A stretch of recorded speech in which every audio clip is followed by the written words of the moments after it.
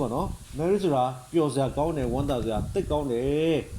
နော်ကျန်းစာထဲမှာသခင်ယေရှုမွေးလာတဲ့အခါမှာကောင်းကင်မှာဘယ်လိုပြောလဲဆိုတော့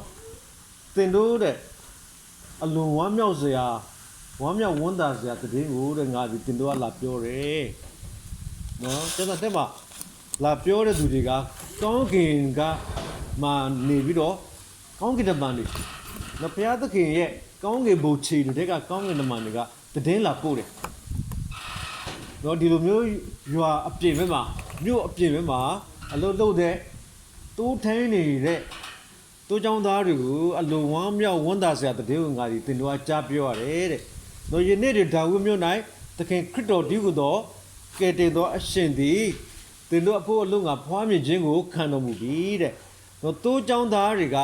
အရမ်းမပျော်ခဲ့တယ်ဝမ်းမြောက်တယ်ပြီးတော့ကောင်းကင်ဘုံမှာရှိတဲ့ကုဏတည်င်းလာပို့တယ်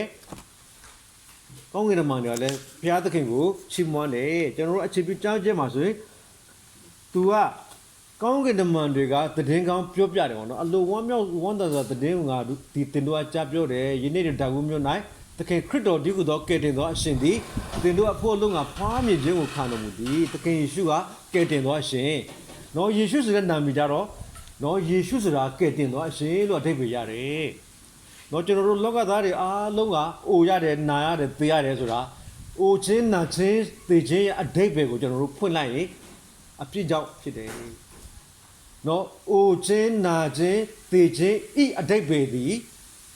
အပြစ်ရှိသောကြောင့်ဖြစ်တယ်ဒါကြောင့်ကျွန်တော်တို့သေရတယ်လို့ကျမ်းစာကပြောတယ်ယောမ 6:23 ထဲမှာဖတ်ရတယ်ဆိုတော့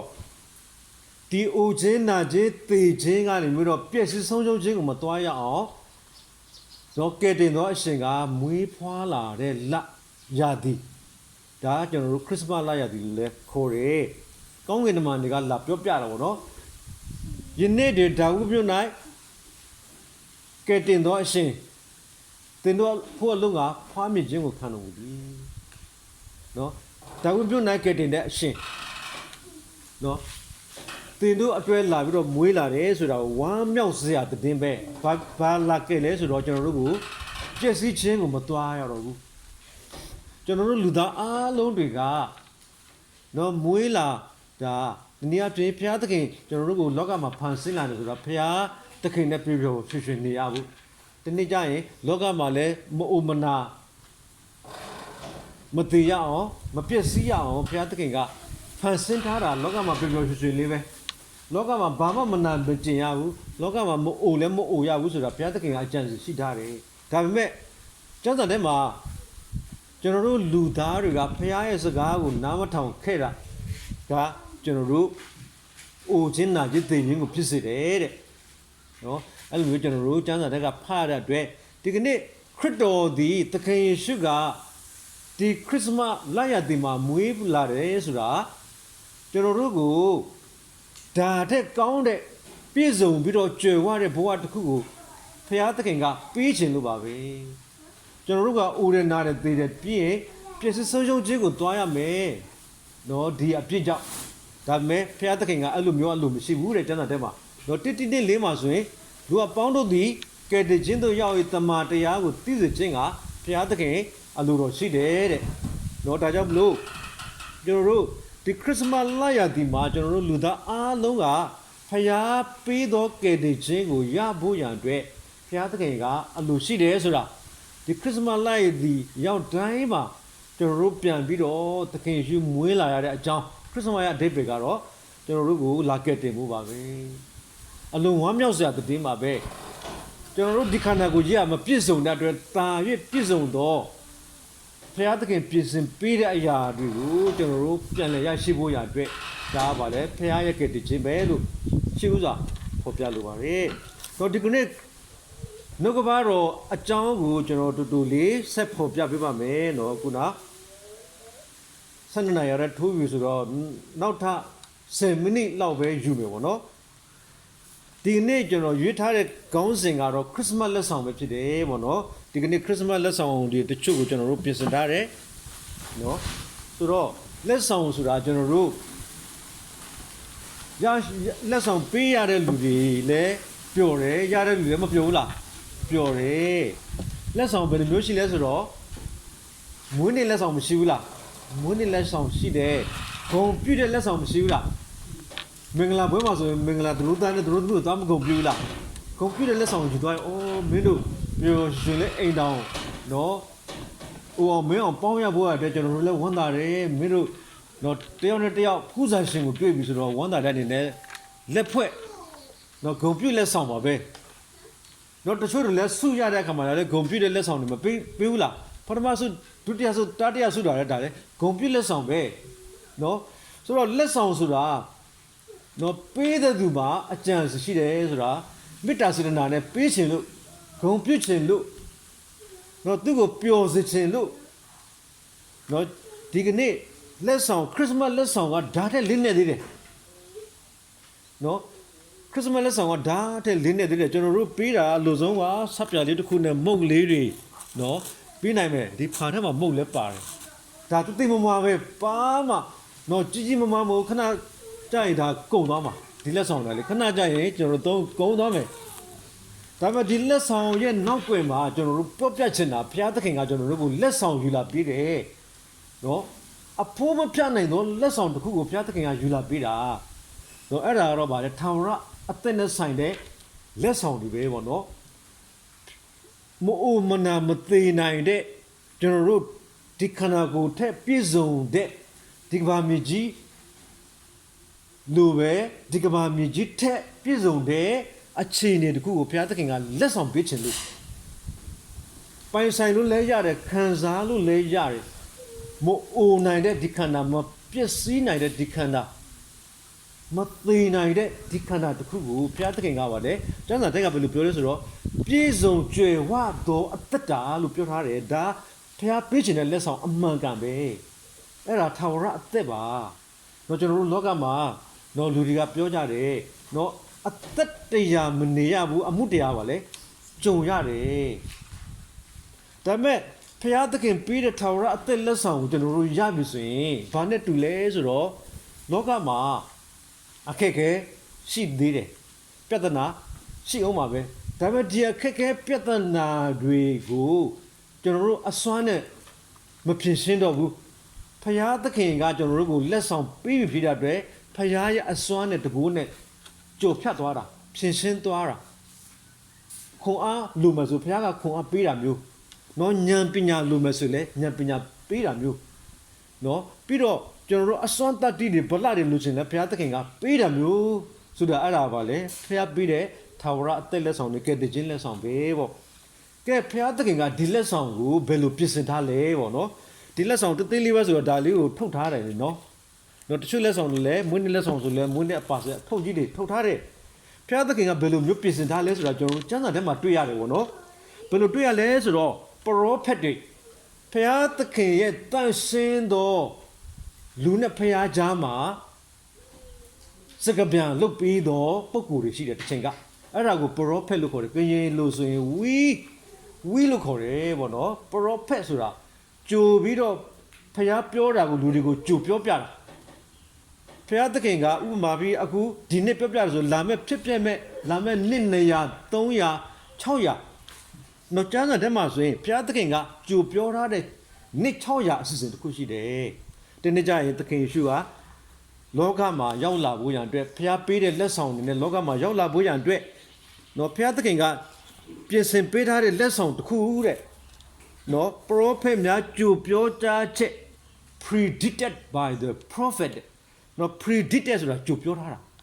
နော် prophet တွေကအနှစ်600ဝန်းကျင်မှာကြိုပြောထားတယ်နော်ဟေရှာယခန်းကြီး9အပိုင်းငယ်6မှာသမန်ကျမ်းစာထဲမှာ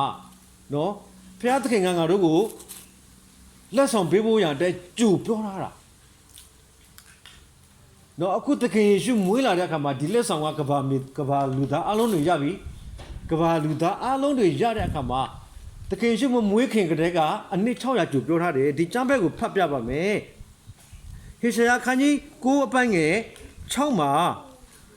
အကြောင်းမူကားငါတို့အဖို့သူငယ်ကိုဖွားမြင်၏ငါတို့အားသားကိုတနာတော်မူ၏အင်္ဂလိပ်ဆိုရင် gift လို့သုံးထားတယ်သားကိုပေးတာနော်ပြီးတော့ထိုသူသည်အုပ်စိုးခြင်းအာဏာဆက်ရှိလိမ့်မည်နာမတော်မူကားအောဖွယ်တိုင်ပင်ဘက်တကူကြီးသောဘုရားရှင်ဘုရားသခင်ထာ ဝရဘငြိမ်သက်ခြင်းရှင်ခေါ်ဝသမုတ်ခြင်းကိုခံတော်မူလိမ့်မည်တခင်ယေရှုမမွေးဖွားခင်မှာပရောဖက်တွေကဖျားသခင်ခန့်ထားသောဖျားနဲ့လူကြားမှာစကားပြောဖို့ပရောဖက်တွေကအနှစ်600ဝန်းကျင်မှာကြိုပြောထားတဲ့အခါမှာတဲ့နော်တနေ့ကျရင်ဖျားပြင်ဆင်ပေးတဲ့သားကိုဖွားမြင်မယ်လို့ပြောထားတယ်ပေါ့နော်နော်ဒီသားကတော့အုပ်စိုးခြင်းအာဏာဆက်သူ့ရဲ့နာမတော်မူကအံ့ဩဖွယ်တိုင်ပေပဲတကူကြီးသောဖျားသခင်ထာဝရဘာညင်သက်ခြင်းရှင်တဲ့ဆိုတော့ဒီကနေ့သခင်ယေရှုကထာဝရအဖလည်းဖြစ်တယ်တဲ့ညင်သက်ခြင်းကိုလည်းပေးတယ်လောကမှာငွေလေလောက်တာတို့လောကမှာစစ်ပွဲဖြစ်တာတို့လောကမှာအခက်အခဲပြဿနာအမျိုးမျိုးတွေရှိပေမဲ့လည်းဘုရားကညင်သက်ခြင်းဆိုတာအေးအေးဆေးဆေးရင်ဆိုင်နိုင်တဲ့အခွင့်ပဲပေါ့နော်ဒါကဗာလဲဘုရားသခင်ပြင်ဆင်ပြီးတော့နှစ်ပေါင်းများစွာပြင်ဆင်ပေးတဲ့လက်ဆောင်ပဲတော့ဒုတိယတစ်ခုကတော့တဲ့ဖယားသခင်ကိုယ်တိုင်ကပေးတာဒီနေ့ကျွန်တော်တို့ပေးနိုင်တဲ့လက်ဆောင်ကအသေးအမွားပဲဒါကလက်ဆောင်ကဒီကနေ့ခရစ်စမတ်မှာဖယားဒီငါတို့ကိုလက်ဆောင်အကြီးကြီးမားမားပေးတယ်နော်ခမဲတော်ဖယားသခင်ဖယားထာဝရဘုရားကိုယ်တိုင်ကပေးတာဖြစ်တယ်နော်ယောဟန်ခန်းကြီး3အပိုင်းငယ်16မှာကျွန်တော်တို့ကျမ်းပိုက်တစ်ပိုက်ဖတ်ရတယ်နော်ဘယ်လိုပြောလဲဆိုတော့ကျွန်တော်တို့တချို့တွေလည်းအလို့ရကြတယ်အလို့ရတယ်လို့ကျွန်တော်တို့ဖတ်ကြည့်အောင်နော်ဘုရားသခင်သားတော်ကိုယုံကြည်တော်သူအပေါင်းတို့သည်ပျက်စီးခြင်းသို့မရောက်ထာဝရအသက်ကိုရစေခြင်းကဘုရားသခင်သည်မိမိ၌တပါးတည်းသောသားတော်ကိုစွန့်တော်မူသည့်တိုင်အောင်လောကီသားတို့ကိုချစ်တော်မူ၏ဘုရားသခင်ကကျွန်တော်တို့လောကသားတွေကိုချစ်တဲ့အတွက်သူကိုယ်တိုင်ကပါလေသားတော်သခင်ယေရှုကိုကျွန်တော်တို့ကိုလက်ဆောင်ပေးတာဖြစ်တယ်ဒါတော့ဒီကနေ့ခရစ်စမတ်လရသည်မှာကျွန်တော်တို့တွေလူသားတွေပါပြီးတော့တယောက်နဲ့တယောက်လက်ဆောင်ပေးရတယ်လေဆိုတာအကြောင်းကတော့ဘုရားသခင်ကြီးကျွန်တော်တို့ကိုနေ့ပေါင်းများစွာပြင်ဆင်ပေးထားသောနော် predicted ကြိုပြောထားသောလက်ဆောင်ဖြစ်တယ်ပြီးတော့ဘုရားသခင်ကိုယ်တိုင်ကနော်ကျွန်တော်တို့ကိုချစ်တော်ကြောင့်ဒီလက်ဆောင်ကိုပေးတာဖြစ်တယ်နော်နောက်တစ်ခုကတော့နေချက်လေးနဲ့ကျွန်တော်တို့ကိုလာပေးတာတချို့တွေကလက်ဆောင်ပေးပြီဆိုရင်နော်ရွှေတွေခန်းနှန်းထွယ်ဝါစွာဝတ်ပြီးတော့တချို့တွေစိန်တွေငကားတွေနဲ့ပေါ့နော်လူတွေရှိမှအလူအတန်းတွေလုတ်တာလေနော်တချို့တွေကျွန်တော်တွေ့မှုပဲဒါပေမဲ့သခင်ယေရှုကမွေးလာတဲ့အခါမှာနှိတ်ချစွာပဲမွေးတယ်လို့ကျမ်းစာကဖော်ပြတယ်ဆိုတော့ရှင်လုကာခရစ်ဝင်ထဲမှာကျွန်တော်တို့ဖတ်ရပါတယ်နော်ဖခင်ပေးတဲ့လက်ဆောင်ကယူယူလေးပဲနော်လာပြီးတော့နှိတ်ချစွာနဲ့ကျွန်တော်တို့ကိုလူတွေအားလုံးယူလို့ရအောင်နော်လူတွေအားလုံးယူလို့ရအောင်တဲ့ဘုရားသခင်ကဒီလက်ဆောင်ကိုနှိတ်ချစွာနဲ့ပေးတယ်ပေါ့နော်ယူလေးပဲလာပေးတာနော်အဲ့ဒါရှင်လုကာခရစ်ဝင်အခန်းကြီး1အပိုင်းငယ်9မှာကျွန်တော်တို့ဖတ်ရပါတယ်နော်တာဦးကိုဖွားမြင်ရင်အဝတ်နဲ့ပတ်ရစ်ပြီးမှဧည့်သည်တဲစရာ၌သူတို့နေစရာမရှိသောကြောင့်သူငယ်ကိုနွားခွ၌တိတ်ထားလေ၏ပြောချင်တာတော့ဘုရားသခင်ပေးတဲ့လက်ဆောင်ကယူယူလေးပဲနေချက်လေးနဲ့ကျွန်တော်တို့ကိုလာပေးတယ်နော်သခင်ယေရှုမွေးဖွားလာတဲ့အခါမှာနော်ကျွန်တော်တို့တွေအတွက်နှိတ်ချစွာနဲ့နွားခွထဲမှာမွေးလာတယ်ပေါ့နော်ဒါဘုရားပေးတဲ့လက်ဆောင်ကယူယူလေးနဲ့နှိတ်ချစွာနဲ့ပေးတဲ့အတွက်ကျွန်တော်တို့မယူရင်တော့ကျွန်တော်တို့အတွက်တနေ့ကျရင်ဖျားပေးတဲ့လက်ဆောင်ဘယ်လောက်တန်ဖိုးကြီးလဲဆိုတာနောက်ကြမှသိရရင်တော့ကျွန်တော်တို့လည်းအရန်ပဲနော်စိတ်ထက်ကယူကြုံများဖြစ်နိုင်စရာအကြောင်းတွေရှိတယ်ပေါ့နော်ကဲဒီလက်ဆောင်ကဘယ်သူကလာပြောပြလဲခုနသူတို့ရဲ့ခေတ်အခါမှာနော်နန်းတော်မှာလူတွေရှိတယ်မြို့ထဲမှာလည်းလူတွေရှိတယ်ဒါပေမဲ့ပထမဆုံးဒီလက်ဆောင်ကိုလာပေးဖို့ရတဲ့လက်ဆောင်မှာကြော်ညာတဲ့အခါမှာတော့သခင်ယေရှုမွေးလာမယ်လောကသားတွေကိုဖျားပေးတဲ့လက်ဆောင်ကိုလူတွေကိုလာပေးဖို့အရင်ဆုံးတည်င်းလာပို့တာဘာလို့လဲဆိုတော့သူ့เจ้าသားတွေစီကိုဘယ်သူကလာပြောလဲကောင်းကင်တမန်ရှင်သောကောင်းကင်တမန်ကလာပြောတယ် proclaim by the angel နော်ကောင်းကင်တမန်တွေကလာပြီးတော့ပြောတယ်လုကာ1:17ထဲမှာကျွန်တော်တို့ဖတ်ရတယ်ပေါ့နော်ကောင်းကင်တမန်ကလည်းကြောင်းယူခြင်းမရှိကြနဲ့လူအပေါင်းတို့သည်အလွန်ဝမ်းမြောက်ဝမ်းသာစရာတဲ့ကိုငါသည်တင်တို့အားကြားပြောရ၏ခုနကျွန်တော်တို့ပြောပြတဲ့အတိုင်းပေါ့နော် ဒီလက်ဆောင်ကိုဘသူကလာပြီးတော့ကြင်ညာပေးလဲဆိုတော့ကောင်းကင်တမန်တွေကလူအပေါင်းတို့အားလုံးဝမ်းမြောက်ဝမ်းသာစွာတဲ့ကိုလာပေးမယ်ဆိုတာလာပြီးတော့ပြောပြတယ်ပေါ့ကြော်ညာတယ် proclaim လို့ပြောရတာပေါ့နော်ဒါကြောင့်မလို့ဒီကနေ့ဘုရားသခင်ပြင်ဆင်ပေးတဲ့လက်ဆောင်ကပထမတစ်ချက်ကပရောဖက်တွေကနှစ်600ကျော်သူပြောထားတဲ့ဒုတိယတစ်ချက်ကတော့ဘုရားသခင်ကိုယ်တိုင်ကပေးတယ်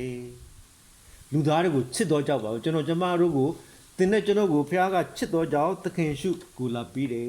ကျွန်တော်ထဲမှာသခင်ရှုကိုရတော်သူကအသက်ကိုရတယ်သားတော်ကိုရတော်သူအသက်ကိုရ၏သားတော်ကိုမရတော်သူကဘုရားသခင်ပြင်ဆင်ပေးတယ်အသက်ကိုမရဘူးလို့ကျွန်တော်တို့ကျမ်းစာထဲမှာလည်းဖတ်ရတယ်ကဲနေချားစွာနဲ့ပဲရိုးရိုးလေးလာပေးတဲ့လက်ဆောင်ဖြစ်တယ်ဒါမဲ့အဖိုးအရန်တန်ဖိုးကြီးမားပါတယ်ပေါ့နော်ပြီးတော့ဘသူကလာပြီးတော့ကျင်ညာတယ်ကောင်းကင်တမန်ကနေပြီးတော့လာပြီးတော့ proclaim ကျင်ညာတယ်ပေါ့နောက်ဆုံးတစ်ချက်ပဲပေါ့နော်နောက်ဆုံးတစ်ချက်ပဲဒီလက်ဆောင်ကတန်ဖိုးဖြတ်လို့လုံးဝမရပါဘူးပေါ့နော် precious beyond measure တဲ့ပေါ့နော်အင်္ဂလိပ်လိုကတော့တိုင်းတာလို့ကိုမရနိုင်လောက်အောင်အဖိုးကြီးမားပါတယ်တဲ့နော်နှစ်ကောခန်းကြီးကိုအပိုင်းငယ်15ထဲမှာကျွန်တော်တို့ဖတ်ရပါတယ်ပေါ့နော်ပြော၍မကုန်နိုင်သောဘုရားသခင်၏ဆုကျေးဇူးတော်ကို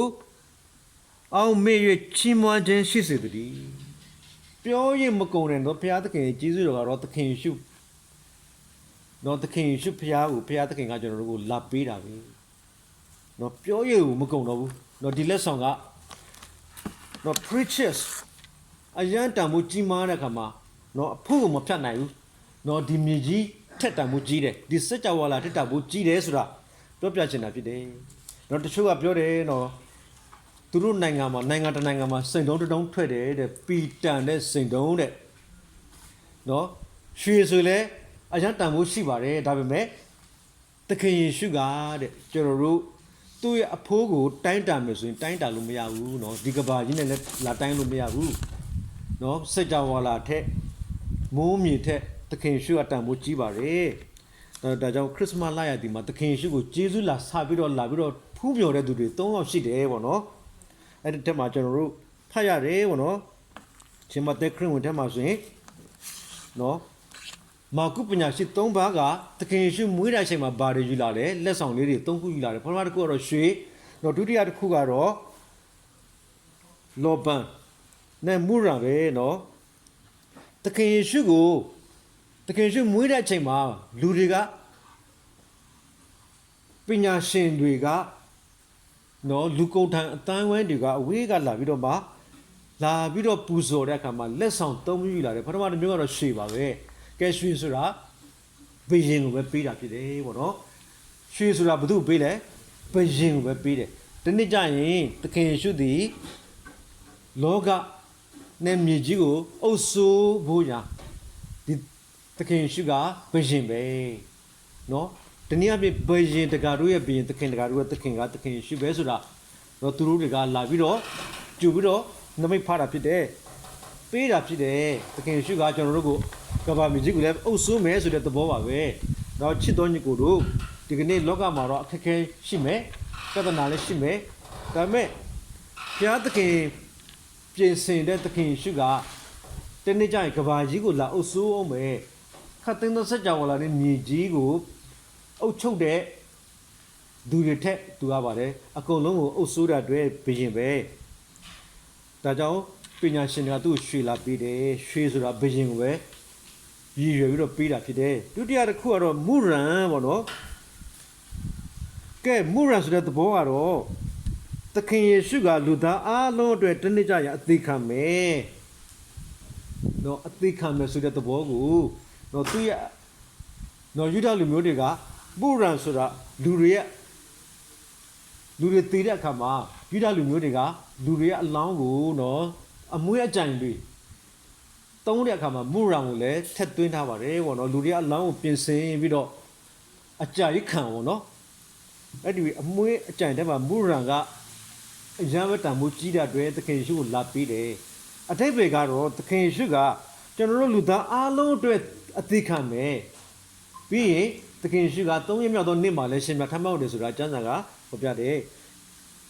ပညာရှိ၃ပါးကသခင်ရှုကိုပေးတဲ့တခြားလက်ဆောင်ကတော့လောပံပဲဖြစ်တယ်ပေါ့နော်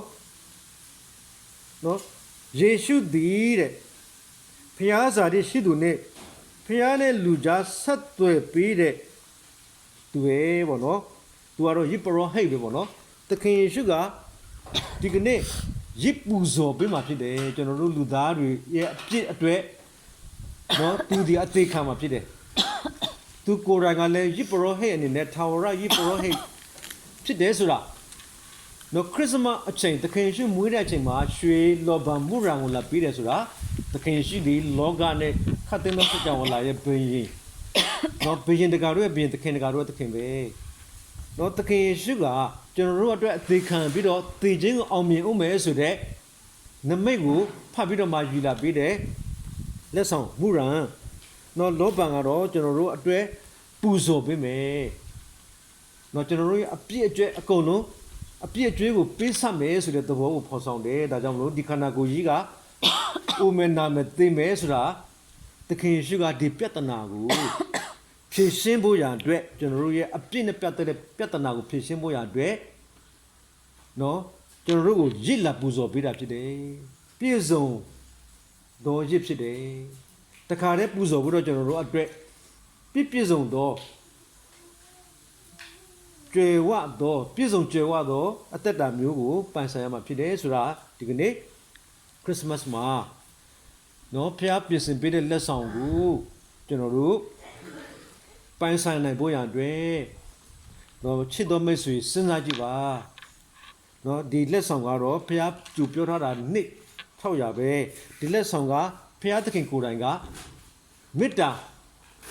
လောကသားကိုချစ်တော်ကြောင့်ပေးတယ်ဒီလက်ဆောင်ကနှိတ်ချစွာနဲ့လာပေးတယ်ဒီလက်ဆောင်ကကောင်းကင်တမန်တွေကိုယ်တိုင်ကကျွန်တော်တို့ကိုလာပြီးတော့အရင်ဆုံးလူသားတွေကိုတိုးចောင်းသားတွေကိုလာပြောခဲ့တယ်လို့ပဲကျွန်တော်တို့ဒီနေ့ဝမ်းမြောက်ရပြီဒါကြောင့်လို့ဘာဖြစ်လို့လူတွေကပျော်ကြလဲဆိုတာနော်ခရစ်စမတ်အချိန်မှာဘာဖြစ်လို့ပျော်လဲဆိုတာအတိတ်ပဲမသိတဲ့လူကတော့အိုးပျော်တယ်တော့တကယ်တမ်းတော့ပျော်ရှင်ခြင်းရောဝမ်းမြောက်ခြင်းရောညီတဲ့ခြင်းရောဘုရားသခင်ကပေးရှင်တာဖြစ်တယ်ဆိုတာနော်ခရစ်စမတ်မှာကျွန်တော်တို့ဘုရားပြင်ဆင်ပေးသောပြည့်စုံသောအသက်တာဘုရားသခင်ပြင်ဆင်ပေးသောထာဝရအသက်ဘုရားသခင်ပြင်ဆင်ပေးသောနော်ပြည့်စုံကြွယ်ဝသောအသက်တာမျိုးတွေကိုကျွန်တော်တို့ရဖို့ရန်အတွက်နော်ကောင်းကင်ဘုရားကယူဆောင်လာတဲ့အတွက်အလွန်ဝမ်းမြောက်စရာပဲဒါခရစ်စမတ်မှာပျော်ရွှင်ခြင်းဆိုတာအနဲ့တဲ့ဘက်ကအဲ့ဒါကိုပြောတာဖြစ်တယ်ပေါ့နော်နောက်ဆုံးတော့ဘုရားသခင်ပြင်ဆင်ပေးတဲ့ဒီလက်ဆောင်တော့ဘယ်တော့မှလောကနဲ့တိုင်းလို့မရပါဘူး။နော်စัจ java လာထက်တောင်မှတန်ဖို့ကြီးတယ်။နော်စัจ java လာတို့နေတို့လာတို့ကျယ်တို့ကဘာမြေကြီးထက်နော်သခင်ယေရှုကကြီးမားတဲ့အဖို့မဖြတ်နိုင်တော့လက်ဆောင်ဖြစ်တယ်ဆိုတာကျွန်တော်တို့ရယူတော်သူသည်ကျွန်တော်တို့ဘဝကတော့ဒီဘဝအသက်တာမကဘူးကျွန်တော်တို့တမလုံနဲ့ထာဝရကာလအထိလုံခြုံစိတ်ချရတယ်ဆိုတာတော့ကျမ်းစာကကျွန်တော်တို့ကိုပြောပြတာဖြစ်တဲ့အတွက်ဒီကနေ့တော့ခရစ်စမတ်လက်ဆောင်ကိုတော့ကျွန်တော်တို့ဒီလက်ဆောင်ကိုမရဘူးဆိုရင်တော့ကျွန်တော်တို့တနေ့ကျရင်ယူကျုံမရညဆိုဖြစ်ဖို့တော့ကျမ်းစာကတော့ပြောပြထားတယ်ပေါ့တော့ဒီခရစ်စမတ်လက်ဆောင်ဖျားပေးတဲ့သခင်ယေရှုဒီခုတော့လက်ဆောင်ကိုတော့ကျွန်တော်တို့အဖို့မဖြတ်နိုင်တဲ့လက်ဆောင်ဖြစ်တဲ့အတွက်တော့ကျွန်တော်တို့ဒီလက်ဆောင်ကိုရယူဖို့ရန်အတွက်တော့မနှောက်နှင်းပါနဲ့ဒီလက်ဆောင်ကိုရယူဖို့ရန်အတွက်တော့သားတော်သခင်ယေရှုကိုယုံကြည်ပြီးတော့လက်ခံမယ်ဆိုရင်တော့ဖျားပေးတဲ့ပြည့်စုံသောထာဝရအသက်ကိုရမယ်ဆိုတာဖော်ပြလိုပါတယ်ကြားတော်သူရောက်စတိုင်းဖျားကောင်းပေးပါစေဒီဖျားပြင်ဆင်ပေးသောခရစ်စမတ်လက်ဆောင်ကိုရယူဖို့အချိန်မီခံမီရယူနိုင်ကြသောသူများဖြစ်ကြပါစေလို့ဆုမကောင်းမေတ္တာပို့ပါတယ်ရောက်စတိုင်းဖျားသခင်ကောင်းပေးပါစေ